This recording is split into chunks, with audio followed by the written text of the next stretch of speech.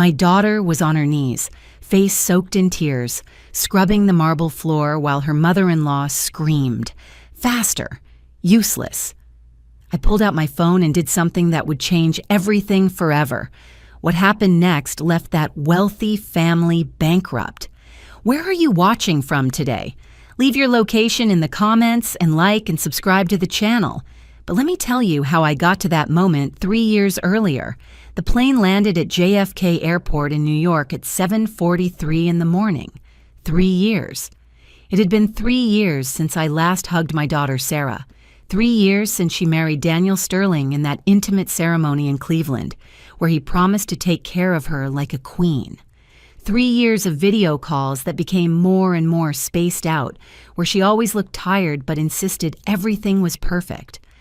My name is Linda Davis. I am 54 years old, and if I have learned one thing in this life, it is that when a woman says everything is perfect with that dull voice, she is usually lying. But I, like a good mother, wanted to believe her. I wanted to believe that my only daughter had found happiness with that tall, handsome man who spoke with such confidence and came from an important family in the Hamptons. The taxi drove through the streets while I tried to control my nerves. I had saved for 2 years for this trip, working double shifts at the hospital where I am a nurse. Sarah did not know I was coming. I wanted to surprise her.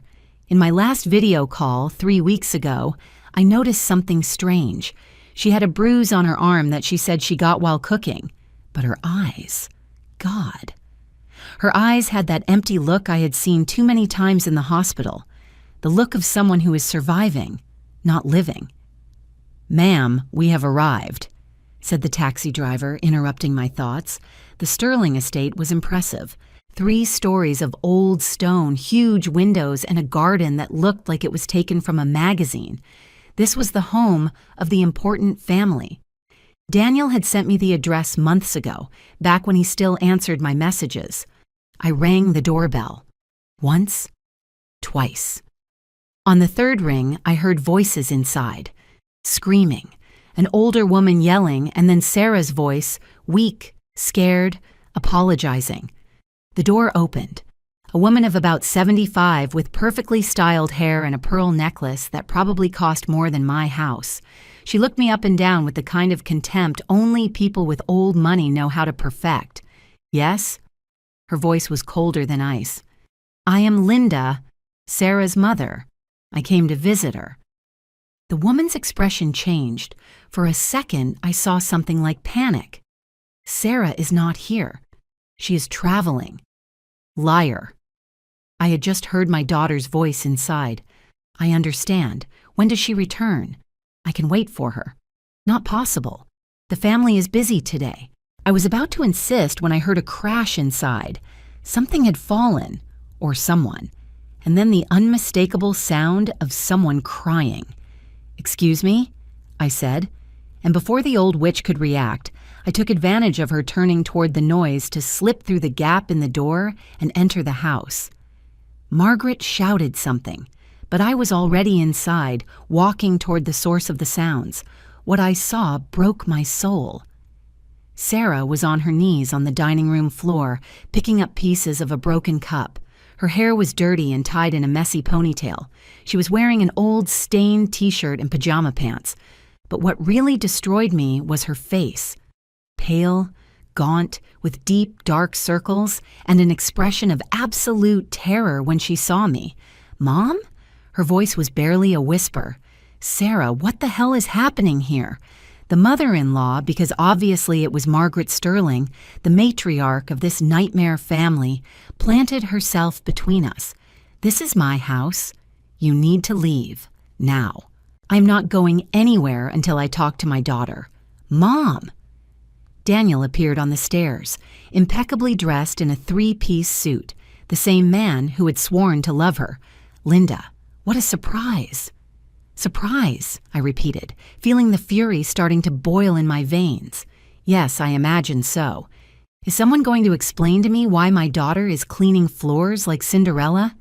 "It is a misunderstanding," said Daniel with that rehearsed smile he probably used to close business deals. "Sarah was helping to..." Helping, I interrupted him. What a convenient word. And are the bruises on her arms also help? The silence that followed was so heavy it could have been cut with a knife. Sarah stood up, shaking. Mom, please, do not make a scene. Everything is fine. Everything is fine. I looked at my daughter, this strange, pale, and scared version of the brilliant woman I had raised, and something inside me broke, but not from sadness, from rage, a cold and calculating rage. Sarah, go pack your things. We are leaving. You cannot do this, shouted Margaret. She is married to my son. She is part of this family. Family. I spat the word. This is not a family. This is a damn slave house with a fancy facade. Daniel approached, and for the first time I saw the mask fall. His eyes became hard, threatening. Linda, I think you are tired from the trip. You do not understand how things work here. Wives have responsibilities. Responsibilities. I pulled out my phone. Like this responsibility? I showed him the photo I had just taken, Sarah on her knees, surrounded by broken glass, with his mother standing over her. His expression changed. Delete that. Now? Or what? Are you going to make me clean floors too? Margaret let out a bitter laugh. Typical low class. Always dramatic. Sarah is happy here. She has everything she needs. A beautiful house. Fine clothes. Fine clothes, I interrupted her, looking at the rags my daughter was wearing. Where exactly are those fine clothes? Because what I see is a destroyed woman living in a luxury prison. Enough. Daniel's voice was pure poison. You get out of my house immediately or I call the police. I smiled. It was a slow and dangerous smile. Please call the police. I would love to explain to them why my daughter is living in conditions of domestic abuse. I am sure the sheriff would be fascinated. I saw Daniel's confidence waver. Margaret said something to him quickly and furiously. He responded in the same tone. They were arguing, but keeping their smiles. What a theatrical family. Sarah, I said without taking my eyes off Daniel, I am going to ask you only once. Do you want to leave here? My daughter looked at me with tears falling down her cheeks. I saw the exact moment when something in her broke and put itself back together. Yes, she whispered. Yes, Mom. Please, get me out of here. Perfect. I walked toward her and took her hand. Go pack the essentials. 5 minutes. She's not going anywhere. Margaret stood in the way. Everything she has belongs to this family. The dresses, the jewelry, everything was bought with sterling money. I looked the old harpy directly in the eyes. Perfect. Keep your blood-stained rags. My daughter does not need anything from this cursed house. Sarah ran toward the stairs. Daniel tried to follow her, but I planted myself in front of him. Do not even think about it. You are meddling. You know nothing about our marriage. I know enough. I know my daughter called me 6 months ago crying because your mother forced her to clean the toilets with a toothbrush.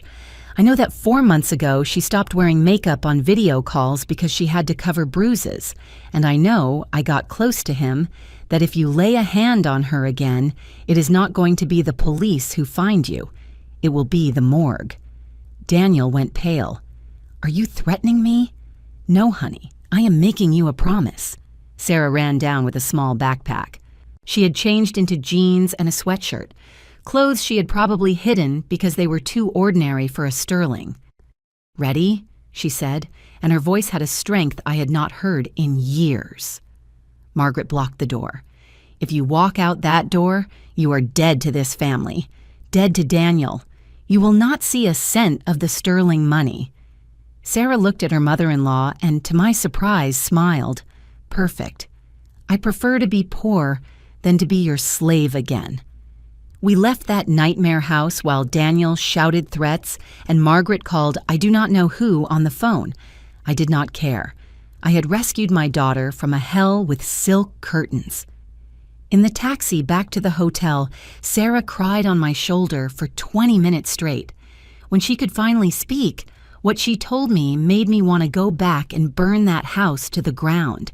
But I had something better planned because Linda Davis did not take revenge with fire. She took revenge with information. And I had taken more photos of that house than Daniel imagined. The hotel where I was staying was modest, a small room in downtown, far from the obscene elegance of the Sterling estate. Sarah showered for 40 minutes. When she came out with clean hair and wrapped in a white hotel robe, she looked 10 years younger. "Tell me everything," I told her, sitting on the bed next to her, "and do not tell me it is fine, because clearly it is not." Sarah looked at her hands. Her nails were bitten down to the quick. My daughter, who had always been so vain with her perfectly painted nails, it was gradual. She started with a trembling voice. At first, everything was perfect. Daniel was attentive, romantic. He took me to fancy restaurants, bought me designer clothes. But a week after the wedding, when we arrived in New York, everything changed. How? Margaret. Sarah spat the name as if it were poison. She controls everything in that house. Everything. Daniel does nothing without her permission. And from the first day, she made it clear that I was inferior. Inferior? From Cleveland, poor, without proper education. Sarah made air quotes with her fingers. According to her, Daniel had lowered himself by marrying me. I was a whim, a mistake that had to be corrected. I felt the rage bubbling again, but I kept it under control. And Daniel allowed this? Daniel is a coward. The words came out loaded with bitterness. He is a 38-year-old child who has never said no to his mother. When Margaret started assigning me household chores to teach me to be a proper wife, he just shrugged and said it was temporary. What kind of chores? Sarah took a deep breath. Cleaning, cooking, washing clothes by hand because, according to Margaret, machines did not clean well enough. Waking up at 5 in the morning to prepare breakfast. Serving them food while they ate in the dining room, and I stood waiting for them to finish so I could eat their leftovers. Sarah. My voice broke. That is not the worst, Mom. She wiped her tears. Margaret has 2 daughters, Ashley and Jessica. They live with their husbands in apartments Margaret bought them, but they come to the estate every day and treat me like their personal servant. What? Ashley makes me wash her clothes. Jessica makes me watch her kids without paying me. Once Jessica spilled red wine on an antique Persian rug on purpose and then told Margaret I had done it. They made me clean it with a toothbrush for 7 hours. 7 hours, Mom. I closed my eyes, trying to control the impulse to go back to that house and do something I would probably regret. Oh no, why didn't you tell me? Why didn't you ask for help? Because I was ashamed. Sarah sobbed. You worked so hard to give me a good life. You paid for college. You supported me in everything, and I threw it all away to marry a man who turned out to be a complete fraud. I didn't want to admit I had messed up so spectacularly. Honey, listen to me. I took her face in my hands. None of this is your fault. Nothing. That family are monsters with money, and money doesn't erase monstrosity. It just puts it in a bigger house. Sarah laughed through tears. You always have a phrase for everything. 54 years of experience. I smiled. Now tell me, what else happened? 6 months ago, Daniel lost his job. That surprised me. What? But he always talked about his successful career in finance. Lies. All lies. Sarah wiped her eyes. He worked for a company that belonged to a friend of Margaret. She got him the job. But Daniel is incompetent. He arrived late. He didn't meet his responsibilities. He blamed others for his mistakes. Finally, they fired him. And what did he do? Nothing. Absolutely nothing. Margaret pays him an allowance from her own money. He spends days playing golf with his equally useless friends and nights drinking expensive wine in the study. So that whole story of his important position was a lie. His whole life is a lie. Mom, the house isn't Daniel's. It's Margaret's. The money is Margaret's. Even the car he drives is Margaret's. Daniel is a 38-year-old dependent who compensates for his failure by abusing his wife. Did he hit you? I asked, although I already knew the answer. Sarah nodded slowly. The first time was 4 months ago. I had cooked pasta for dinner, but I overcooked it a bit. It wasn't burned, just soft. Margaret made a scene. Daniel waited until everyone went to sleep and then came to the kitchen where I was cleaning. He grabbed me by the arm and slapped me. He told me I was embarrassing him in front of his family. I felt nauseous. And then it became more frequent. Once a week, then twice. Then every time something bothered him. Never on the face, always where clothes could cover the marks. It's calculated, Mom. He knows exactly what he is doing. Damn him, I muttered. Margaret knows. Everyone knows. Ashley once told me I should learn not to provoke him, as if it were my fault her brother is a violent coward. Sarah, did you file a report? With who? The police? The Sterlings have friends everywhere. Margaret plays bridge with the sheriff's wife. Daniel went to school with half the department. I tried to talk to a neighbor once, and the next day Margaret went to her house and I don't know what she told her, but the woman never spoke to me again. I stood up and walked to the window. The city stretched out before us, beautiful and indifferent. I thought about all the times Sarah had called me saying she was tired but happy, all the excuses not to come visit me, how her clothes became looser every time I saw her on video. We are going to destroy them, I said finally. What? I turned to her. The Sterlings. We are going to destroy them, legally, financially, and socially. Mom, we can't. They have too much power. They have money, which is not the same as real power, and I have something better. Proof. I pulled out my phone and showed her the photos I had taken. Sarah cleaning, the bruises on her arms, the look of terror on her face. But I had also taken photos of the house, the paintings on the walls, most importantly, the documents I had seen on Daniel's desk when I entered. What is that? Sarah asked. Invoices, bank statements, lawyer letters. I smiled. Your dear husband left his mail very conveniently in sight, and I, being the busybody I am, took photos of everything. Sarah looked at me with a mix of horror and admiration. Mom, that is illegal. Probably, but they are never going to admit that I left their private documentation within reach of an unwanted visitor, because that would mean admitting I am smarter than them, and people like the Sterlings would rather die than admit that. What did you see in those documents? I sat next to her again. Debts. A lot of debts. Turns out the fabulous Sterling family isn't so fabulous after all. Margaret has been using her own money to keep up appearances, but that money is running out, fast. What? The estate has a mortgage they are about to lose. Daniel owes money to 3 different casinos. Ashley and her husband are being sued for unpaid taxes. And Jessica. I laughed.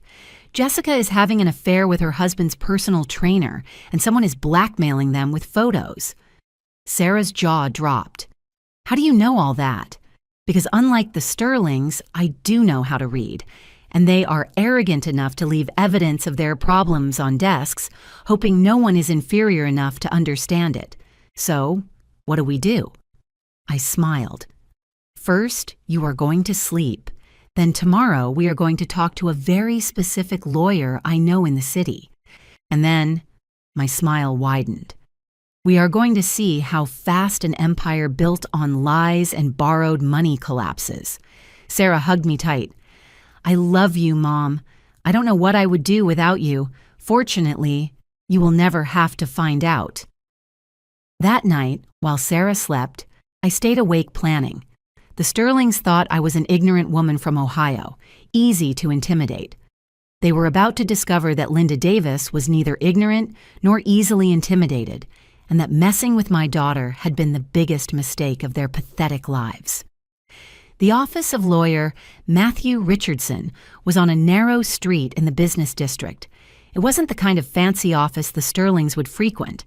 It was small, with old furniture and a smell of strong coffee that permeated everything. But Matthew had something the fancy offices didn't have, a deep hatred for rich families who abused their power. Tell me, said Matthew, a man of about 60 with gray hair and piercing eyes. I had found his name on an online forum. A woman had written, If you need legal help against cruel rich people, Matthew Richardson is your man. He cannot be bought. I told him everything. Sarah added details that broke my heart. How Margaret rationed her food, telling her she was getting fat and that no Sterling could be fat. How Daniel checked her phone every night and had forbidden her from contacting her friends in Cleveland. How Daniel's sisters called her the hillbilly when Margaret wasn't present. Matthew listened to everything without interrupting. When we finished, he leaned back in his chair and clasped his hands. "I know the Sterlings," he said finally. "I represented their housekeeper 10 years ago, Maria, a woman from Mexico. They accused her of stealing jewelry. It was a lie. Margaret had lost the jewelry gambling and needed a scapegoat. I won the case, but Maria had to leave the state. The Sterling family made sure no one hired her again. So you know what we are dealing with," I said. "Yes, and I also know how to defeat them." He smiled. "The Sterlings have a secret, a big secret they have kept for years, and I know what it is." Sarah and I leaned forward. "What secret?" "Margaret's fortune is not from her late husband, it's from her lover." The silence in the office was absolute. "What?" Sarah finally found her voice. Matthew opened a drawer and pulled out an old folder. 30 years ago, Margaret's husband, John Sterling, was a simple office worker. They lived in a small apartment. Then John died, suddenly. A month later, Margaret appears with a fortune. She said John had secret investments no one knew about. But it wasn't true, I said, seeing where this was going. No, the truth is that Margaret had an affair with Samuel Cole, a married and very wealthy man. When John died, Samuel gave Margaret the money to keep her quiet about their relationship. He had a sick wife and a reputation to protect. Margaret took the money and built the legend of John's successful businesses. "How do you know this?" Sarah asked. "Because Samuel Cole was my uncle. On his deathbed, he told me everything. He gave me documents, bank transfers, love letters, photographs. He made me promise that if Margaret ever hurt anyone else, I would use that information." I felt a smile grow on my face. "And we are that someone else." "Exactly. But there is more." Matthew pulled out another document. "I have been investigating Daniel since you called yesterday. Turns out he not only owes money to casinos, he has also been falsifying invoices in his mother's company's name." "What company?" Sarah asked. "Margaret has a small textile import company. It's not very profitable, but it gives her prestige. Daniel has been creating fake invoices, charging the company for services he never provided, and pocketing the money. We are talking about $200,000 in the last 2 years. And does Margaret know? No. She's too proud to check the accounting books. She trusts Daniel to handle the company finances, which," Matthew smiled, "is her second biggest mistake. The first was messing with you. So what is the plan?" I asked. Matthew spread several documents on the desk. First, we file for divorce for Sarah. We allege physical and emotional abuse, involuntary servitude, and marital fraud. Marital fraud? Daniel lied to you about his financial situation. He made you believe he was successful and independent. That is fraud, especially if the lie induced the marriage. "Perfect," said Sarah. "What else?" "Second, we file a criminal complaint against Daniel for domestic violence. We have the photos, Sarah's testimony, and he pulled out his phone. I have a doctor friend who will examine Sarah and document all injuries, old and new." "Will that be enough?" I asked. "You said the Sterlings have contacts. They have contacts in the local police, but my friend is a forensic doctor. She works directly with the district attorney, and the district attorney is not as easy to buy as a local sheriff." "And the third step?" Sarah looked at the documents with a mix of fear and hope. "The third step is the sweetest." Matthew smiled. "We expose everything. Daniel's fraud, the origin of Margaret's money, the hidden debts. We publish it in the newspapers. The Sterlings live on their reputation. Without it, they are nothing." "But that won't send them to jail," I said. "No, but it will destroy them socially. And for people like the Sterlings, that is worse than jail. No one will want to do business with them. No one will invite them to events.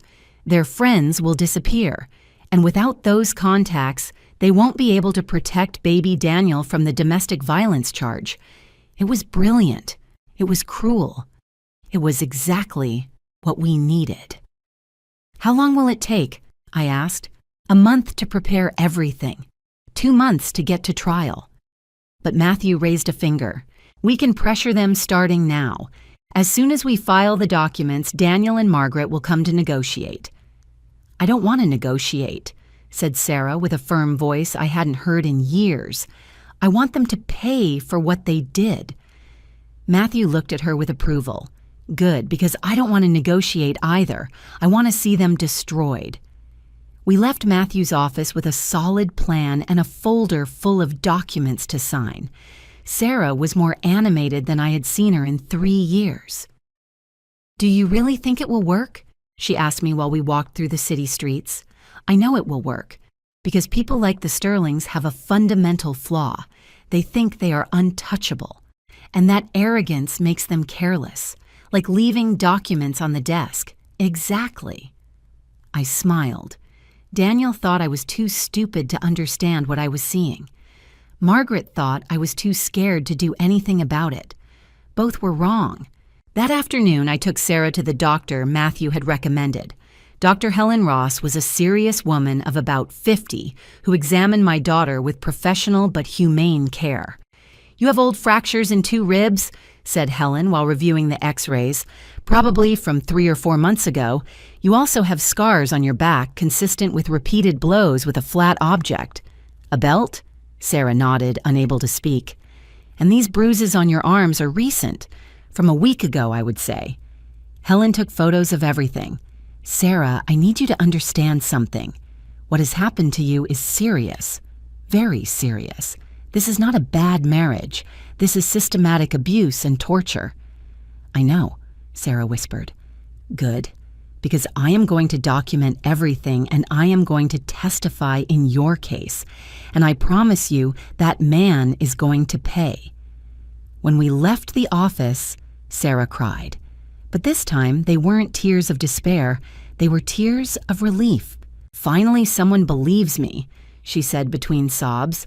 All these months, I thought I was going crazy, that maybe I was the problem.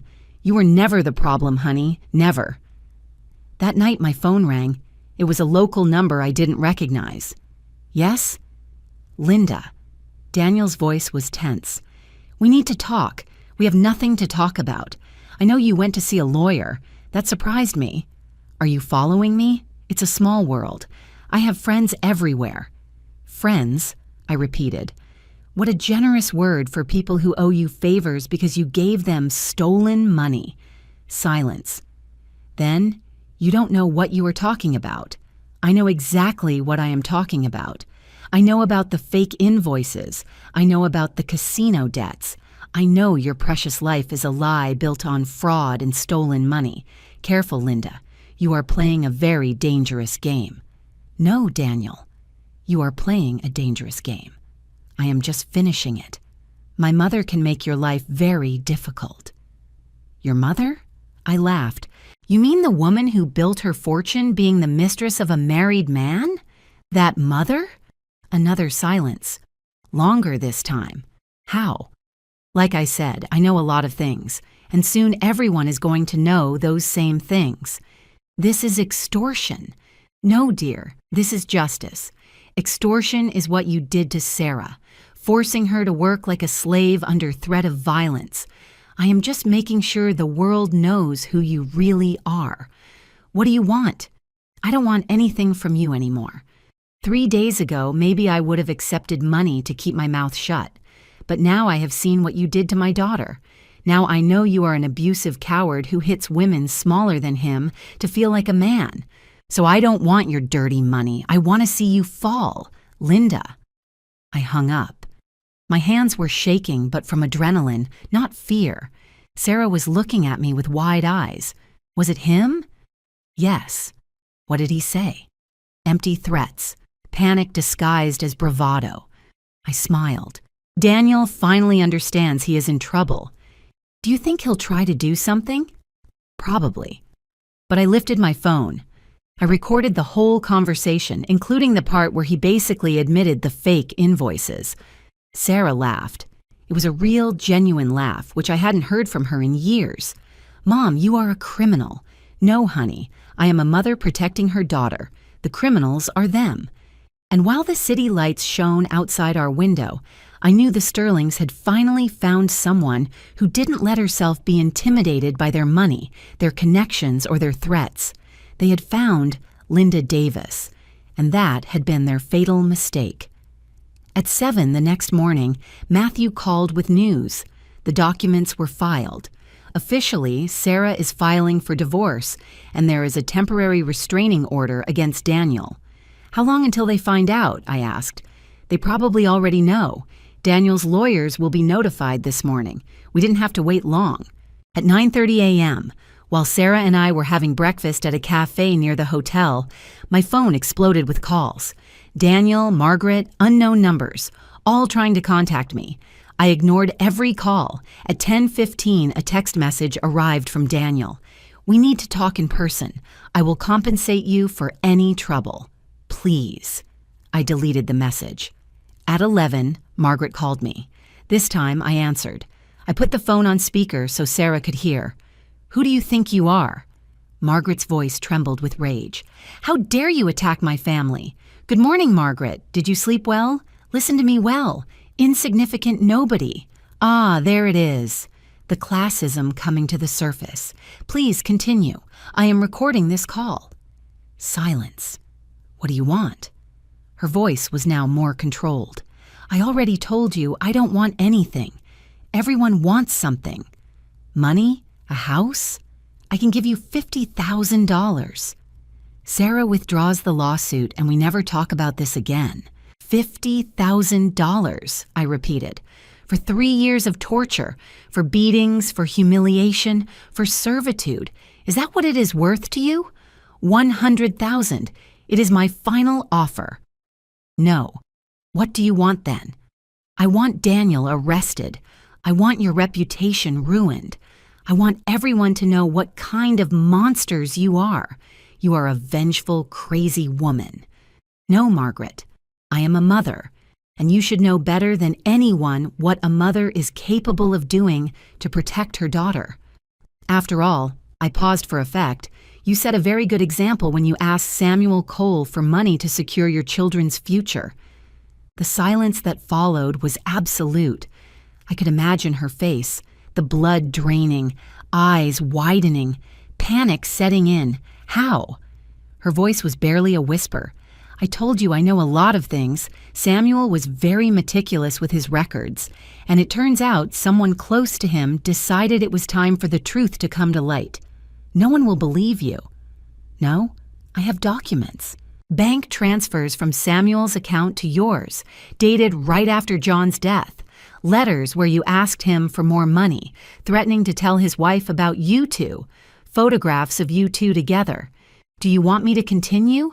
Is this blackmail? This is consequence. For 30 years, you built an empire based on lies. You raised 3 entitled children who think they can do whatever they want because they have money. And now, one of those children almost killed my daughter. So no, Margaret, this is not blackmail. This is justice.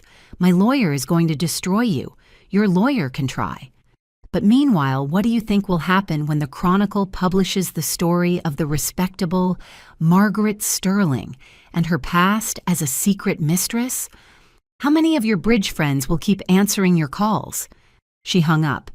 Sarah looked at me with a mix of awe and pride. Mom, that was brutal? I finished for her. Yes, but people like Margaret only understand one language, power. And now she knows I have the power in this situation.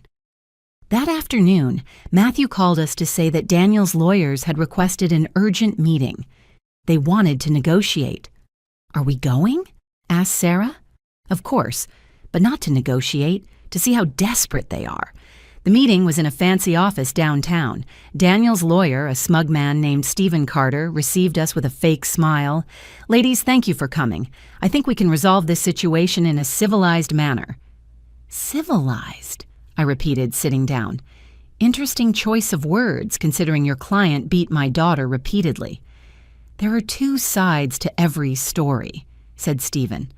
Oh, really? What is Daniel's side? That she deserved to be beaten? Stephen cleared his throat uncomfortably. My client is willing to offer a generous compensation, $200,000, and Sarah signs a confidentiality agreement. No, said Sarah before I could answer. I will not sign anything that forces me to lie about what happened. Miss Sarah, be reasonable. I am reasonable. Your client is the one who was unreasonable when he broke 2 of my ribs. Stephen looked at his papers, clearly uncomfortable. $300,000, but that is the limit. Is that all it is worth? Asked Sarah. 3 years of my life? My health? My dignity? My client also requires that all criminal charges be dropped. I laughed.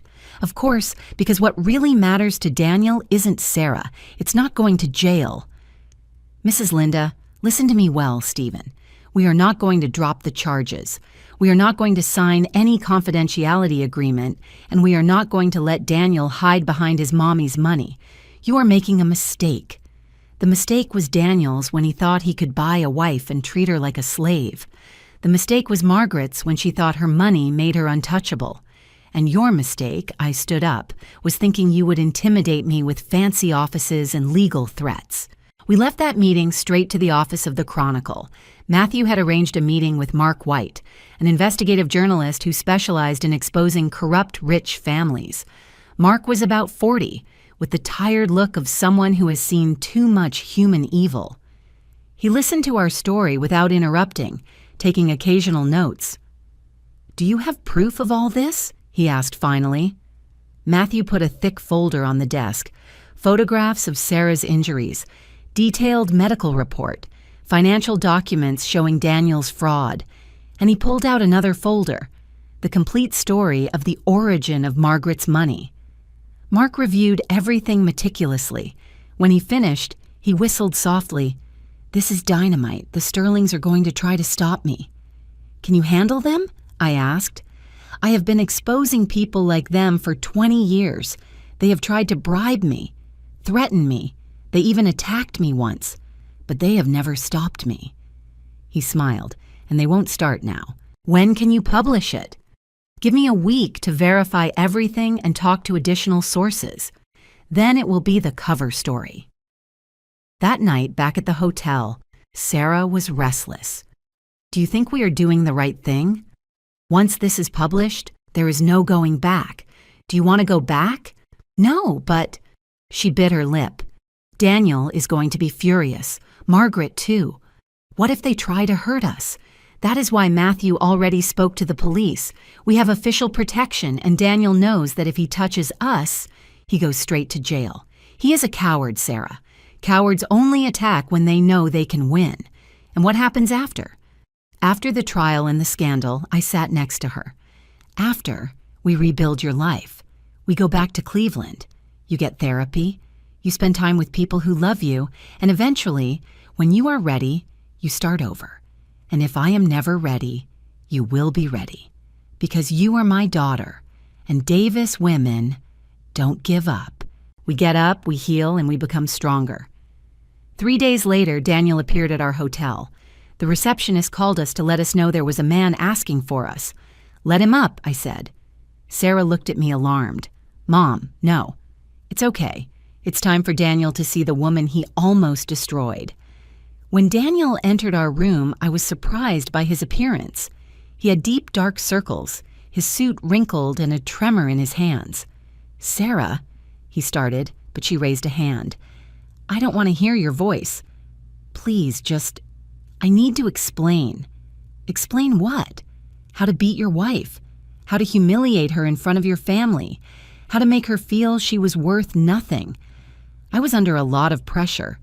My mother, work, money. I wasn't thinking clearly. Pressure doesn't justify abuse, I said. Millions of people have pressure and don't hit their partners. Daniel turned to me. Linda, please? I know I made mistakes. Mistakes? Sarah has 2 ribs that will never heal correctly. That isn't a mistake. It is a crime. I will do whatever. Therapy, compensation, whatever you want.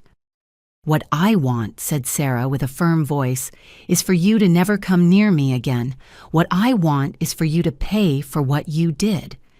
And what I want, her voice broke a little, is to understand how the man who promised to love me could hurt me so much. Daniel collapsed into a chair. I'm sorry. God, I'm so sorry. Your apologies mean nothing, I told him. Apologies without change are manipulation. And you aren't going to change. Because to change, first you have to admit that the problem is you. And people like you never admit that. Please don't publish the story. My mother, this will destroy her. Like your mother destroyed Maria? I asked. Daniel blinked, confused. The Mexican housekeeper your mother falsely accused of theft 10 years ago. Do you remember her? She had to leave the state. She could never come back. That was different. It wasn't. Your family ruins lives when it suits them. Now it's your turn to understand how it feels. Daniel looked at both of us, looking for some sign of weakness. He found none. They will hate you, he said finally. Everyone will think you are vengeful extortionists. Let them think what they want, said Sarah. I prefer them to hate me telling the truth than love me based on lies. Daniel left without saying anything else. When the door closed, Sarah exhaled shakily. Did I do well? You did perfectly. I hugged her. You looked him in the eyes and told him he no longer has power over you. That is the bravest thing I have seen. The next day, Mark White called. The story comes out tomorrow. Front page, the hidden face of the Sterlings, fraud, abuse, and lies. Are you ready? Ready, I confirmed. That night, I barely slept. I knew tomorrow the Sterling world would explode and Sarah and I would be at the center of that explosion. But I was ready, because sometimes justice requires a little chaos, and I was more than willing to create all the chaos necessary. Mark White's article appeared on the front page of the Chronicle with a photograph of the Sterling estate. The headline in huge letters said, "Behind the Golden Walls, the dark secret of a respectable family." Matthew brought 5 copies of the newspaper to our hotel. Sarah and I read every word. Mark hadn't spared details. He described the systematic abuse Sarah had suffered. He published the photographs of her injuries, with her face pixelated to protect her identity. He exposed Daniel's fraud, with specific numbers and dates. And in the center of the article, he revealed the truth about Margaret and Samuel Cole. This family, which for decades has represented the cream of society, is built on a foundation of deceit, wrote Mark. The money that funded their lifestyle came not from business investments, as has been proclaimed for years, but from an extramarital relationship that Margaret Sterling exploited for her personal benefit. My phone started ringing immediately. Unknown numbers, all ignored. But at 9:30 a.m., I received a call I did answer. The district attorney. Mrs. Davis, I am DA Andrea Lawrence. I read the article this morning. I need to speak with you and your daughter as soon as possible. We met with DA Lawrence in her office 2 hours later. She was a woman of about 50, with short black hair and an expression that tolerated no nonsense. I have reviewed your daughter's medical report and the photographs, she said, looking directly at Sarah. Are you willing to testify against Daniel Sterling? Yes, answered Sarah without hesitation. I need to warn you that the process will be difficult. The defense will try to discredit you. They will say you are lying for money, that you provoked the incidents, that you are an outsider trying to take advantage of a respectable family. Let them try, said Sarah. I have the scars to prove my story. What do they have? DA Lawrence smiled. I like you. Good. We will be filing formal charges against Daniel Sterling for domestic violence, aggravated assault, and unlawful imprisonment. We are also investigating financial fraud. If we find enough evidence, he will face additional charges. And Margaret, I asked? For now, we don't have enough to accuse her of direct complicity. But, the DA paused significantly, we are reviewing the source of her fortune. If we find tax irregularities, she will also face charges. After leaving the DA's office, Matthew took us to lunch at a small restaurant far from downtown. While we waited for the food, I checked social media on my phone. The article had exploded. Sterling family. It was trending on Twitter. The comments were brutal. I always knew that family was fake. No one is that perfect. Poor girl. 3 years of torture in that house. And the police never did anything. Typical. The rich are always protected. But there were also defenders of the Sterlings. This is clearly an extortion maneuver. An outsider looking to get money out of an honorable family. Where's the real proof? Anyone can invent stories. Margaret Sterling has done a lot for this city. This is a smear campaign. People are divided, I observed, showing the phone to Sarah. They always will be, said Matthew. But what matters is that the story is out. The Sterlings can no longer control the narrative. He was right. Because 3 hours later, news stations started covering the story. I saw a segment where a panel of 3 journalists debated the case. If the allegations are true, this is appalling, said a woman. But we need to remember that Daniel Sterling is innocent until proven guilty. Innocent? Another journalist interrupted her. Have you seen the medical photographs? That woman has injuries consistent with prolonged abuse. Photographs can be faked, or they can be real evidence of a horrible crime. Why do we immediately assume the victim is lying? The debate continued, but I had already won what I needed: visibility. The Sterlings could no longer hide behind fake smiles and well-placed contacts.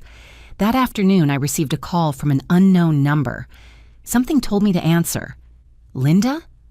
It was a woman's voice, older, that I didn't recognize. Who is speaking? I am Claudia Ross. I was a friend of Margaret. Well, she paused bitterly. I thought I was her friend. What do you want? I want you to know that I believe you. Your daughter, I mean. I have been in that house many times. I have seen how Margaret treats people. And I always suspected there was something wrong with Daniel, the way he looked at women, as if they were objects. Why are you calling me? Because I want to testify, not about the abuse. I didn't witness it directly, but I can testify about the character of the Sterlings, about how Margaret mistreated her employees, about the parties where Daniel drank until he blacked out and then got aggressive. Are you willing to do that publicly? Yes. Margaret excluded me from her circle 2 years ago because I criticized how she treated her current housekeeper, a girl from the Philippines. Margaret yelled at her, thinking no one else would understand. But my daughter-in-law is Filipina. I know exactly what she was saying. Horrible things. Do you have the name of that housekeeper? Maria Santos. She still works for them. Well, worked. I read in another article that she quit this morning. That was valuable information. I thanked Claudia and called Matthew immediately. We need to find Maria Santos. I told him if she worked for the Sterlings recently, she can corroborate the abusive behavior. Matthew worked his legal magic. And 2 days later, Maria Santos was sitting in his office. She was a small woman of about 35, with tired eyes but a dignified posture. I worked for Mrs. Sterling for 2 years, she said. It was the worst time of my life. Can you tell us what happened? I asked gently. Maria took a deep breath. Mrs. Sterling treated me like trash. She made me work 16 hours a day, 7 days a week. She paid me $400 a month when the legal wage is much higher. And if I made the smallest mistake, she yelled at me. She called me stupid, dirty, useless. Did you know Sarah had left the house when she did? No. The Sterlings told me she had traveled to Cleveland for a family emergency. I had no access to internet or television, and they didn't allow me to talk to anyone outside the house. It was only when a neighbor gave me an old newspaper weeks later, and I read the article that I understood Sarah had escaped. That same day, I quit. Did you see how they treated Sarah? Yes, I saw how Mrs. Sterling yelled at her. I saw the bruises. Once I found Sarah crying in the kitchen after midnight.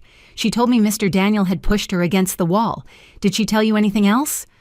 She asked me to help her escape, to call someone. But I was afraid. The Sterlings threatened to deport me if I spoke, so I did nothing. Maria started to cry. I hate myself for that. I should have helped. Sarah got up and hugged Maria. It isn't your fault. They intimidated you too. Maria wiped her tears. When I read the article, I knew I had to speak. I can't undo what I didn't do, but I can make sure that family pays. Would you testify at the trial? Asked Matthew. Yes, and I have something else. Maria pulled out her phone. I recorded videos of Mrs. Sterling yelling at me, of Mr. Daniel drunk and aggressive.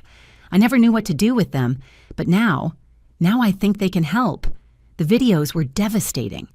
In one, Margaret yelled at Maria, calling her every insult imaginable. In another, Daniel, visibly drunk, threw plates on the floor while yelling about incompetence. And in a third, filmed from the hallway, Daniel could be heard yelling at Sarah, followed by the unmistakable sound of something hitting the wall. This is crucial evidence, said Matthew, his eyes shining. With this, the case is practically closed. That night we shared a bottle of wine at our hotel. Sarah was more relaxed than I had seen her in months. You know what is the strangest thing? She said, looking at her glass. I feel guilty. Why? For destroying their life. I know they are horrible, but part of me still wonders if I went too far. Sarah, look at me. I waited until her eyes found mine. They destroyed your life first. They broke you. They turned you into a shadow of yourself. And then they expected you to stay quiet and grateful. You didn't go too far. You are barely evening the scales. Don't you feel guilty? I thought about it. No, I feel triumphant. Because for 3 years, that family thought they were untouchable. They thought their money and their contacts would protect them from consequences. And now they are learning that isn't so. The Sterlings are going to hate us forever. Probably. But you know what? We will live. We will survive. And eventually we will thrive. While they are going to spend the rest of their lives dealing with the consequences of their actions. When can we go home? After the trial, in about 6 weeks. I miss Cleveland. I miss my life. Then we will build a new one, a better one where no one treats you like trash. Sarah smiled. Thank you, Mom, for coming. For saving me. You don't have to thank me. I am your mother. It is literally my job. Not all mothers would do it. Then the other mothers are doing their job wrong. The next morning, Matthew called with updates. The DA is speeding up the case. With Maria's evidence, they want to proceed quickly. The trial will be in 4 weeks. So fast? The DA thinks she has a solid case. And I think the Sterlings are panicking. Their lawyer already tried to negotiate 3 times this week. What are they offering? Last offer, $500,000. All charges dropped. And Sarah claims she will never speak publicly about the case. And our answer? I told them to shove their money where the sun doesn't shine. I laughed. I like you a lot, Matthew. The feeling is mutual, Linda. Now get ready because the trial will be brutal. Stephen Carter is a ruthless lawyer. He will try to destroy Sarah on the stand. Let him try, said Sarah, listening on speaker. He doesn't scare me anymore. And in her eyes, I saw the truth of those words. My daughter, who had entered that estate 3 years ago full of hope and love, was now forged in steel. The Sterlings had broken her, but in doing so, they had accidentally created something much more dangerous. A woman who no longer had anything to lose. And that, I thought with satisfaction, was going to be their final doom. The trial began on a rainy Monday in October. The courtroom was full of journalists, curious people, and a small but loud group of Sterling supporters. Margaret was sitting in the front row, dressed completely in black as if she were in mourning, with her 2 daughters on each side. Daniel, on the other hand, looked disheveled and nervous at the defense table. Stephen Carter. His lawyer was exactly as Matthew had warned, a man of about 55 with perfectly styled silver hair, a $5,000 suit, and a smile that didn't reach his eyes. D.A. Lawrence presented the case methodically. She showed the photographs of Sarah's injuries. She played Maria's videos. She presented Dr. Ross's medical reports. "This is not a complicated case," said the DA in her opening statement. "It is the story of a weak man who compensates for his own inadequacy with violence. A man who, protected by his family's money and status, believed he could abuse his wife without consequences. When it was Stephen's turn, his strategy was predictable. Ladies and gentlemen of the jury, what you are seeing is not evidence of abuse, it is evidence of an elaborate extortion. Miss Davis, Mrs. Sterling, came to this city looking for a better life, and when that life didn't turn out to be the fairy tale she expected, she decided to fabricate accusations to obtain a favorable financial settlement." I looked at Sarah. She was clenching her fists, but her face remained serene. We had practiced for this. The prosecution's first witness was Dr. Ross. Her testimony was devastating. The injuries I documented on Sarah Davis are consistent with sustained physical abuse over a period of at least 18 months. The fractured ribs, in particular, show evidence of having healed without proper medical treatment, suggesting the victim was prevented from seeking medical attention. Could these injuries have been self-inflicted? Asked Stephen in cross-examination. No. The rib fractures, in particular, are located in areas that would be virtually impossible to reach and fracture by oneself. Furthermore, the bruising pattern on the upper arms is consistent with being grabbed forcefully repeatedly. But is it possible the fractures were the result of an accident? A fall, perhaps? Broken ribs were caused by direct and significant impact, not a fall. And the fact that there are two fractures on opposite sides of the torso with approximately a month's difference in healing strongly suggests two separate incidents of intentional trauma. Stephen had no further questions. The second day, Maria Santos testified. She spoke about the atmosphere at the Sterling estate, about the constant yelling, about finding Sarah crying. "Did you ever see the defendant hit the plaintiff?" asked DA Lawrence. "Not directly, but once I heard a loud thud and then Sarah scream. When I went to see, Mr. Daniel was standing over her while she was on the floor, holding her side. He saw me and told me to get out, that if I said anything, he would have me deported. And the videos you presented as evidence? I filmed them with my phone while I was cleaning. I kept the phone in my apron pocket, recording. No one suspected because I was always cleaning nearby, and they treated me as if I were invisible, as if it didn't matter that I saw or heard them." In cross-examination, Stephen tried to attack Maria's credibility. "Miss Santos, isn't it true you were fired for theft?" "No. I quit after reading about Sarah's abuse. I could no longer work for that family. But did you seek employment with other families in the city?" "Yes. And were you rejected by several families after the Sterlings gave negative references?" "Yes. So you have a motive to lie about my clients. You are resentful because they ruined your employment prospects." Maria looked directly at him. "I am not lying. Everything I said is true. And if my employment prospects are ruined, it is because I spoke the truth about an abusive family. That doesn't make me a liar. It makes them monsters." The murmur in the room was immediate. The judge had to ask for order. The third day was Sarah's turn. While she walked to the stand, I saw Margaret looking at her with pure hatred. Daniel didn't look at her at all. DA Lawrence guided her through her testimony with care. Sarah described her marriage, the gradual change in Daniel's behavior, the first time he hit her. "What happened after the first incident of violence?" asked the DA. "Daniel cried. He told me it would never happen again, that he was under a lot of stress. I wanted to believe him. But it happened again?" "Yes, 2 weeks later." "And what did you do?" "Nothing. Because by then he had already isolated me completely. I had no friends here. My family was in Cleveland, and Margaret had made it very clear that if I caused trouble, they would ruin me." "Were you afraid of the defendant?" "Yes, every day. I never knew what would make him angry. Sometimes it was the food, sometimes it was how I dressed. Once he hit me because I smiled at a waiter in a restaurant. Why didn't you leave sooner?" Sarah took a deep breath. "Because they made me believe it was my fault, that if I were a better wife, a better cook, more sophisticated, he wouldn't have to discipline me. They brainwashed me to think I deserved the abuse.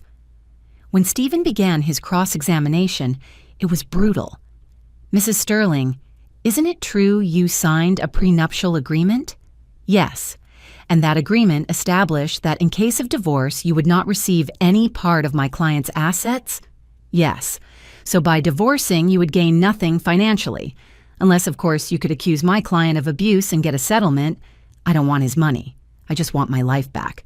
But you filed a lawsuit for $800,000 in damages. My lawyer filed that lawsuit. I just want Daniel to go to jail. Why are you angry with him? Because he broke 2 of my ribs. Because he made me feel less than human. Because he needs to pay for what he did. Or because your fairy tale marriage didn't turn out as you expected. And now you are taking revenge. My marriage wasn't a fairy tale. It was a nightmare. And the only person who needs revenge is Daniel. Because finally, someone is telling him no. Stephen tried to pressure her on minor inconsistencies in her story, about why she hadn't sought help earlier, about why there was no photographic evidence of the injuries when they occurred. Because I was ashamed, said Sarah finally. Because I thought it was my fault. Because they had convinced me that if I reported it, no one would believe me. And frankly, she looked directly at Stephen. Seeing how you are treating me now, they were right. The 4th day, the defense presented their witnesses. Friends of Daniel testified he was a gentle man who would never raise a hand against a woman. The family's personal doctor suggested Sarah's injuries could have been caused by natural clumsiness. But the most memorable witness was Margaret. She went up to the stand impeccably dressed, with jewelry that probably cost more than my house in Cleveland. Her voice was firm and clear when she spoke. My son is innocent. This woman, she pointed at Sarah with contempt, came to our house with fraudulent intentions from the start. She faked love to secure an advantageous marriage. And when she realized she wouldn't get the lifestyle she expected, she fabricated these horrible accusations. Mrs. Sterling, said D.A. Lawrence in cross-examination, isn't it true that you forced Sarah to perform extensive household chores? I asked her to contribute to the household. It is what wives do in respectable families. Does contributing to the household include cleaning toilets with a toothbrush? That is ridiculous. We have Maria Santos's testimony confirming that happened. Maria Santos is a resentful liar. And Mrs. Claudia Ross, is she also a liar? For the first time, I saw Margaret waver. Claudia was always envious of our family, or she simply saw the truth about how you treat people. Objection! Stephen jumped up. Withdrawn! The DA smiled. No more questions. The 5th day was dedicated to closing arguments. D.A. Lawrence was direct and passionate. This case is simple. A man abused his wife for years. The evidence is overwhelming. The photographs, the videos, the medical testimonies, everything points to the same conclusion. Daniel Sterling is guilty. Stephen, for his part, appealed to emotion and prejudice. Are we really going to ruin a respectable man's life based on the accusations of an outsider woman who clearly has a financial motive? Without direct evidence, without eyewitnesses of the alleged abuses, the jury retired to deliberate. Sarah, Matthew, and I waited in a small room in the courthouse.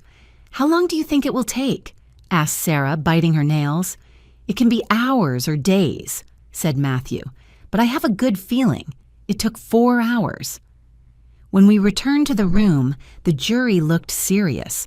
The jury foreman stood up with a paper in his hand. On the charge of domestic violence, we find the defendant guilty. The air left my lungs. Sarah started crying. Daniel went pale. On the charge of aggravated assault, we find the defendant guilty. Margaret jumped up. This is an outrage. My son is innocent. The judge banged his gavel. Order, Mrs. Sterling, sit down or you will be removed from the courtroom. On the charge of unlawful imprisonment, we find the defendant guilty. Daniel collapsed in his chair. Stephen put a hand on his shoulder but looked defeated. The judge looked at Daniel. Mr. Sterling, you have been found guilty of 3 serious charges. Sentencing will take place in 2 weeks. Until then, you will remain in custody without bail." 2 officers approached Daniel. When they put the handcuffs on him, Margaret screamed, "This isn't over. We will appeal. We will fight this." But her words sounded hollow, because everyone in that room knew the truth. It was over. Daniel Sterling, the golden son of a respectable family, was going to jail. Outside the courthouse, journalists surrounded us. Sarah read a prepared statement. "Today, justice was done. But this isn't just about me. It is about all women trapped in abusive relationships, the ones who are afraid to speak, the ones who think no one will believe them. I am here to tell you. Speak up. Seek help. Because abusers only have power when victims are afraid." That night in our hotel, we toasted with cheap champagne. "We did it," said Sarah, still in disbelief. "We really did it." "You did it," I corrected her. "I just gave you a push, a giant push." She laughed. "Mom, can I ask you something? Anything. Were you ever afraid? During all this, were you afraid it wouldn't work?" "Terrified," I admitted, "every day. But I was more afraid of what would happen if we did nothing. If I left you in that house, if the Sterlings got away with it. You are the bravest woman I know." "No, honey, you are the brave one. I am just a mother doing what mothers do, protecting their children." 2 weeks later, we returned to court for sentencing. Daniel looked gaunt after his time in custody. Margaret was not present. According to Matthew, she had suffered a nervous breakdown and was in a private hospital. The judge had no mercy. "Mr. Sterling, your crimes are particularly heinous because you abused a position of trust. Your wife trusted you to protect her, and you betrayed that trust repeatedly. Therefore, I sentence you to 8 years in prison." 8 years! Sarah squeezed my hand so hard I lost circulation. "Furthermore," continued the judge, "you are forbidden from contacting the victim for the rest of your life." Daniel showed no emotion. He only nodded when the officers took him away. Outside, Matthew gave us more news. The investigation into Margaret found significant tax irregularities. She is facing charges for tax evasion, and the textile company is being audited. It seems Daniel wasn't the only one committing fraud. How much time could she face? If convicted, between 3 and 5 years. But given her health, she will probably serve house arrest. "Good," said Sarah. "I don't need her to go to jail. I just need her to know the consequences are real." "The consequences are very real," confirmed Matthew. "The estate is being foreclosed to pay debts. Ashley and Jessica are facing their own legal problems. The Sterlings, as a family, are destroyed. It was everything we had sought and more. We returned to Cleveland 3 days after the sentencing. When the plane landed, Sarah cried, but this time they were tears of relief. "I am home," she whispered. "I am finally home." The first months were difficult. Sarah had frequent nightmares. She woke up screaming, thinking Daniel was in the room. She started therapy with a psychologist specializing in domestic trauma. "The healing process is not linear," Dr. Martinez explained to me, after a particularly difficult session. Sarah suffered psychological abuse in addition to physical. It will take time for her to rebuild her sense of self. But little by little, I saw improvements. Sarah started smiling more, sleeping through the night, making plans for the future. "I want to go back to college," she told me one afternoon, 6 months after returning. "Finish my architecture degree." "Are you sure it is a lot of work?" "I am sure Daniel took 3 years of my life. I am not going to let him take more." She enrolled in the local university. At first it was overwhelming, but Sarah threw herself into her studies with fierce determination. It was as if every completed project, every passed exam, was a way to reclaim her life. Meanwhile, I followed the news from New York. The Sterling case had become a national scandal. Margaret was sentenced to 4 years of house arrest for tax evasion. The estate was sold at auction. Ashley and her husband divorced after her husband was arrested for fraud. Jessica fled to Europe with her lover. The Sterlings, who had once been the cream of society, were now a joke. an example of how arrogance and abuse eventually collapse. A year after returning to Cleveland, Sarah met someone. His name was Martin. He was a history professor, and she met him at the university. He was gentle, patient, and when Sarah told him about her past, his reaction was perfect. "Thank you for trusting me enough to share that," he said. "And I want you to know you never have to apologize for your past. You are a survivor, not a victim." Sarah cried when she told me that conversation. "Mom, is it possible? Can I really have a normal relationship after everything that happened?" "Honey, what happened with Daniel wasn't a relationship. It was abuse. With Martin, you are starting from zero. And yes, it is absolutely possible to have something beautiful and healthy." 2 years after the trial, I received an unexpected email. It was from Claudia Ross, the former friend of Margaret who had testified. "Dear Linda," she wrote, "I thought you would like to know that Margaret passed away last week. Heart failure. The funeral was small. Only her daughters were present. Daniel tried to get permission to attend from prison, but was denied. I thought Sarah would want to know that this chapter finally closed." I showed the email to Sarah. I expected to feel something, relief, sadness, satisfaction, but I only felt emptiness. "How do you feel?" I asked. "I feel nothing," said Sarah slowly. "Is that bad?" "No. It means you have truly moved on. Margaret no longer has power over you, not even in death." 3 years after the trial, Sarah graduated from university with honors. Martin was in the audience along with a group of friends she had made. When she received her diploma, we all stood up and applauded. That night, during the celebration dinner, Sarah raised her glass. "I want to propose a toast to my mom, who literally flew to another city to save me, who taught me it is okay to ask for help, who showed me that strong women don't accept abuse, and who gave me the greatest gift of all, a second chance at life." We all toasted. I tried not to cry and failed miserably. Later, in private, Sarah asked me, "Do you ever regret what we did? Destroying the Sterlings?" "No," I said without hesitation. "They destroyed themselves. We just made sure the world saw who they really were. Sometimes I feel guilty about Margaret, about her death." Sarah listened to me. Margaret spent her life abusing people, employees, daughters-in-law, anyone she considered inferior.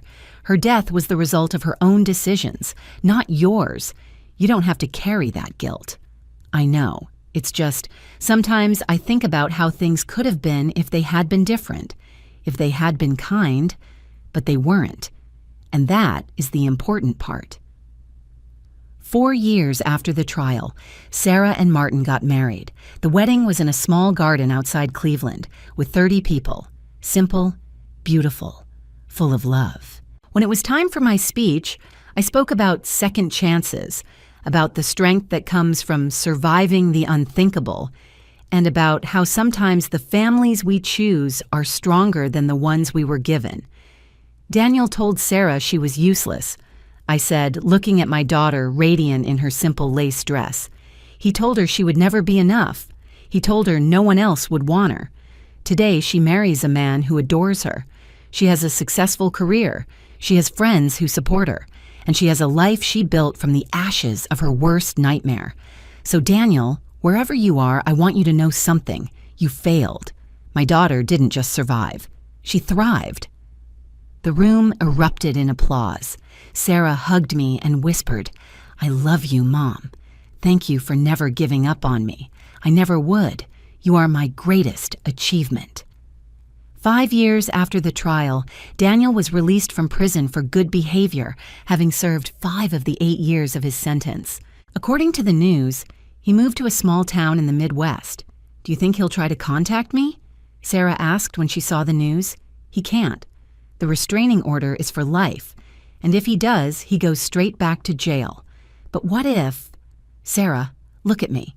Daniel is a 43-year-old man who has spent 5 years in prison. He has lost everything. His family, his reputation, his status. He isn't a threat. He is just a pathetic man trying to find his place in a world that no longer wants him. And I was right. Daniel never tried to contact her. According to reports, he was working in a warehouse. The powerful Sterlings had fallen as low as possible. 6 years after the trial, Sarah opened her own architecture firm. It was small, just her and 2 associates, but she was proud. Her first project was designing a shelter for women victims of domestic violence. "I want it to be a place where women feel safe," she explained, showing me the blueprints, "where they can rebuild their lives without fear." The shelter was completed a year later. The opening ceremony was emotional. Sarah spoke about her own experience, about how a single act of bravery from her mother had changed everything. "Women in abusive situations often feel they have no options," she said, "that they are trapped. But there are always options. There is always help. You just need the courage to ask for it." After her speech, a young woman approached her. She had bruises barely covered by makeup. "I need help," she whispered. Sarah took her hand. "You are in the right place. We are going to help you." Seeing my daughter, who had been so broken by abuse, now helping other women in the same situation, filled me with a pride I cannot describe with words. 7 years after the trial, I received a letter. The sender was Jessica Sterling. "Dear Linda," she wrote, "I know you probably don't want to hear from me. I wouldn't blame you, but I feel I owe you an apology. For years, I looked the other way while my mother and brother abused Sarah. I told myself it wasn't my problem, but I was wrong. I was complicit with my silence. Since everything collapsed, I have been in therapy. I have been facing what I allowed to happen, and I want Sarah to know I am sorry, that I deeply regret every moment I didn't speak. I don't expect forgiveness. I just wanted you to know that I finally understand the damage I caused." I showed the letter to Sarah. She read it several times. "What do you think?" I asked. "I think it is a start. I don't forgive what she did, but acknowledging the mistake is more than Daniel or Margaret ever did. Are you going to answer?" "Maybe. Eventually. When I am ready." 8 years after the trial, Sarah and Martin had their first child, a boy they named Ralph, like my father. When I held my grandson for the first time, I thought about everything we had gone through to get to this moment. The pain, the fear, the legal battles. Everything was worth it for this instant. Sarah healthy and happy with a family that loved her. "Mom," said Sarah from the hospital bed, "I want Ralph to know his story. Not the dark details, but I want him to know his mom survived something terrible and came out stronger. I want him to grow up knowing it is okay to ask for help, that it is okay to be vulnerable, and that real men never, never hurt the women they love. We will teach him together," I promised. 9 years after the trial, I received another piece of news. Ashley Sterling had written a memoir titled Behind the Golden Walls, Growing Up in an Abusive Family. In it, she described the toxic environment of the Sterling estate, Margaret's control, and how everyone had been complicit in Sarah's abuse. "Is she trying to make money off our suffering?" Sarah asked when she saw the book in a bookstore. "Maybe," I said, "or maybe she is trying to process her own trauma. The Sterling family didn't just hurt you, they also damaged their own children." Sarah bought the book but didn't read it immediately. "Someday," she said, "when I am ready." 10 years after the trial, Sarah was invited to give a TED Talk about survival and resilience. I was in the audience crying like the proud mother I was while she told her story. 10 years ago, she said, standing on that stage with confidence and grace, I was a broken woman. I had lost everything, my self-esteem, my identity, my hope. But my mother taught me something crucial, that asking for help isn't weakness. It is the bravest form of strength. And today I am here, not as a victim, but as a survivor, as a woman who built a beautiful life from the ruins of her worst nightmare. The audience stood up. The applause lasted 3 full minutes. After the talk, dozens of women approached Sarah. Each one had their own story of abuse, of survival, of rebuilding. "This," I told Sarah that night, "this is why it was worth fighting. Not only was it worth it, she said, it was necessary. 11 years after the trial, something unexpected happened. Daniel Sterling published an open letter in a newspaper. To Sarah Davis, he wrote, "I have spent 11 years thinking about what I did to you, 11 years facing the consequences of my actions. I have been in therapy. I have worked on understanding why I believed I had the right to hurt you. And I want you to know you were right about everything. I was a coward, an abuser, a man who compensated for his own inadequacy with violence. I don't expect forgiveness. I don't deserve it. But I want you to know that not a day goes by without me regretting every blow, every insult, every moment of terror I caused you. If I could go back and change everything, I would. But I can't. So the only thing I can do is live the rest of my life trying to be better. Not for you. You no longer deserve to have to think about me, but because it is the right thing. I am sorry, Sarah. For everything." Sarah read the letter in silence. Then she folded it carefully and put it in a drawer. "How do you feel?" I asked. "Empty," she said. 11 years late. 11 years after it really mattered. Am I supposed to applaud him for finally admitting what we all already knew? You don't have to feel anything. You don't owe him anything, I know. It's just, part of me wanted this moment to feel more significant, like the final closing of a chapter. But it doesn't feel like that. It feels like nothing. Maybe that is the true closure, when the person who hurt you no longer has any emotional power over you. Maybe, agreed Sarah. Maybe the true end was years ago, when I stopped thinking about him every day, when I stopped having nightmares, when I built a life so full that he became just a footnote in my story. That night, Sarah burned the letter in the fireplace of her house. Martin and I were with her. "I don't need his apology," she said, watching the paper turn to ash. "I have already forgiven myself for being vulnerable, for trusting the wrong person, for taking so long to ask for help. And that is the only forgiveness that really matters." 12 years after the trial, my grandson Ralph was 3 years old. He was a bright, curious boy who asked 1,000 questions about everything. "Grandma," he asked me one day, "why does Mommy sometimes get sad?" "Because your mom is very brave," I explained. "And sometimes brave people have sad moments remembering hard times. Like when she got hurt," Sarah had told us, in terms appropriate for his age, that she had been in a difficult relationship before meeting Martin. Yes, like when she got hurt, but now she is better, right? Much better. Because she is strong, and because she has people who love her. "I love her a lot," said Ralph with the seriousness of a 3-year-old. "I know, my love." And that love makes her stronger every day. 13 years after the trial, I received a call from lawyer Matthew Richardson. He was 73 years old now, but still practicing law.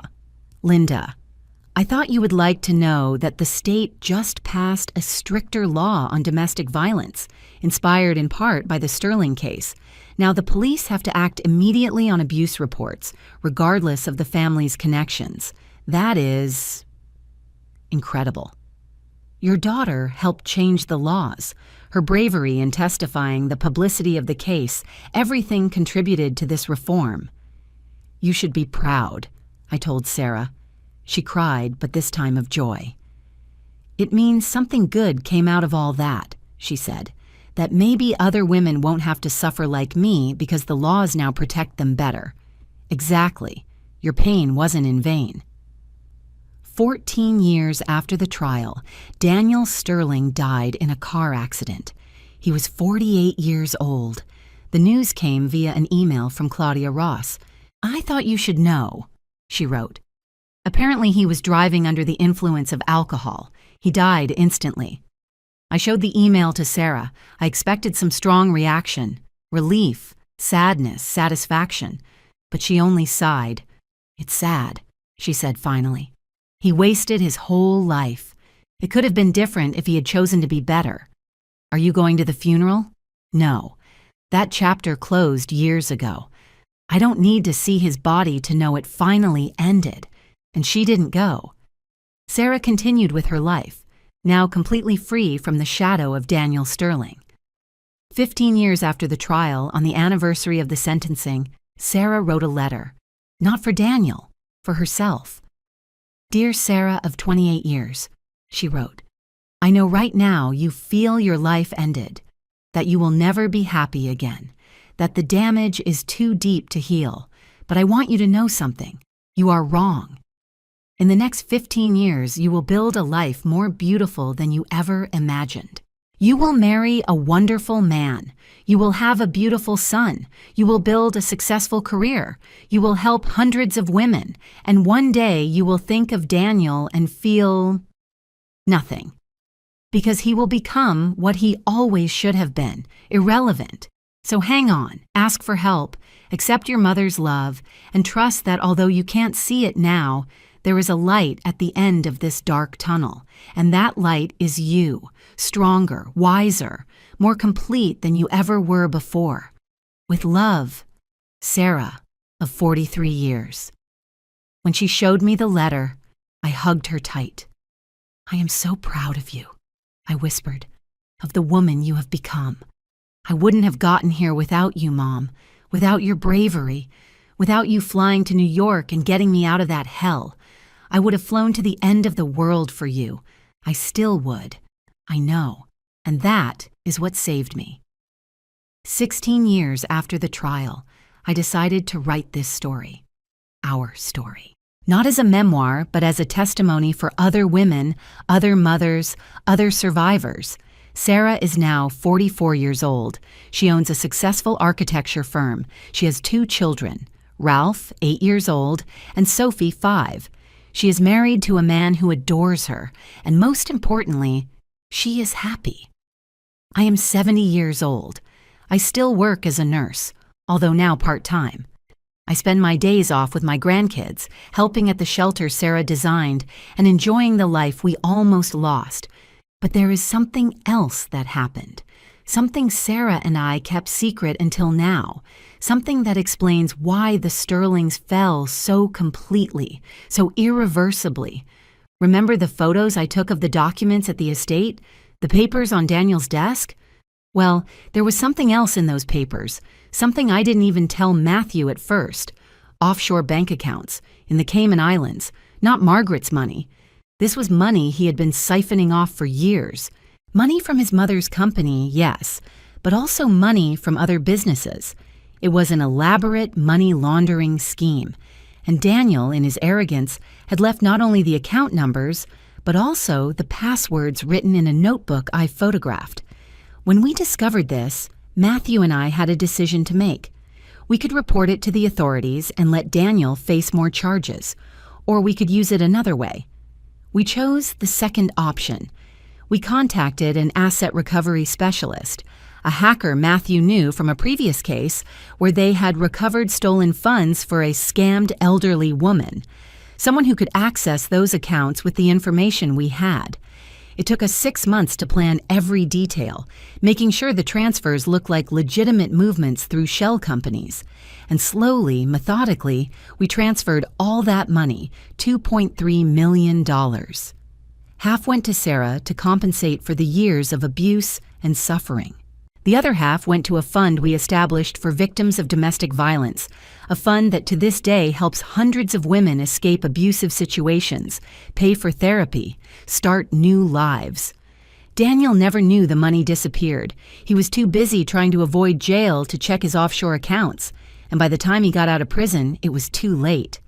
The money had vanished, passing through enough accounts and transfers that it was impossible to trace it back to us. And why did Daniel never report the theft to the authorities? Because that money was proceeds of laundering. It was completely illegal. If Daniel had admitted he had $2.3 million in undeclared offshore accounts, he would have added additional years to his sentence. So he had to stay quiet, watching his illegal fortune disappear, unable to do anything without incriminating himself further. "Is this what you wanted?" I asked Sarah when I finally told her about the money. Years later. "No," she said. "What I wanted was justice." "But this," she smiled, "this is reparation. Daniel stole years of my life. Now his stolen money is giving lives back to other women. It is poetic in a way. That money has done incredible things. It has paid lawyers for women who couldn't afford them. It has funded shelters. It has provided educational scholarships for survivors who want to rebuild their careers. It has saved lives. And yes, part of that money paid for the house where Sarah now lives with her family, her children's education, her architecture firm. Some would say what we did was theft, that we were no better than Daniel. But I don't see it that way. Daniel stole Sarah's dignity, her health, her peace of mind. We simply reclaimed what he owed. Is it legal? Probably not. Is it moral? Absolutely, because sometimes legal justice is not enough. Sometimes you need to go beyond the courts and sentences. Sometimes you need to make sure the damage caused is truly compensated. Do I regret it? Not for a second. Today, while I write this, Sarah is designing her third shelter for women. Ralph is at soccer practice. Sophie is drawing at the kitchen table. Martin is preparing dinner. And I am sitting in my favorite chair, watching my family and feeling a deep satisfaction.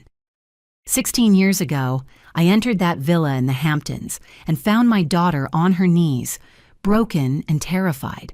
Today she is standing, strong, successful, and most importantly, happy. The Sterlings thought they could break her. They thought their money and their status made them untouchable. They thought an ignorant woman from Ohio, like me, couldn't do anything to stop them. They were wrong. Because they underestimated two things: a mother's love and the strength of a woman who finally says, enough. Daniel spent 8 years in prison. Margaret died in disgrace. Ashley wrote a book trying to atone for her guilt. Jessica fled to another country, and their entire empire of lies and abuse collapsed. Meanwhile, Sarah and I built something beautiful from the ashes of that nightmare. Not just our lives, but the lives of hundreds of other women who have passed through our shelter, who have received help from our fund, who have been inspired by Sarah's story. That is the true revenge. Not destruction for destruction's sake, but the transformation of pain into purpose. The Sterlings thought they had won when Daniel married Sarah. They thought they had acquired a free servant, someone they could control and abuse without consequences. But what they really did was wake up two women who refused to be victims, who fought back, who won. And now, 16 years later, as I watch Ralph and Sophie play, free from the shadow of abuse that once darkened our lives, I know one thing for certain. It was worth every moment of fear, every legal battle, every tear shed, because in the end, love won. Justice won. And the Davis women proved we are stronger than any respectable rich family who thinks money can buy the right to hurt others. Daniel Sterling called me a busybody. Margaret called me an insignificant nobody. They thought those insults defined me. They were wrong. I am Linda Davis. I am 70 years old. I am a nurse, mother, grandmother, and the woman who destroyed an entire family of abusers. And if I had to do it all over again, I wouldn't change a single second, because that is what a mother's love looks like: fierce, relentless, victorious. And God, help anyone who messes with my children. Now I am curious about you who listen to my story. What would you do if you were in my place? Have you gone through something similar? Comment below, and meanwhile, I am leaving on the final screen 2 other stories that are channel favorites and will definitely surprise you. Thanks for watching until here.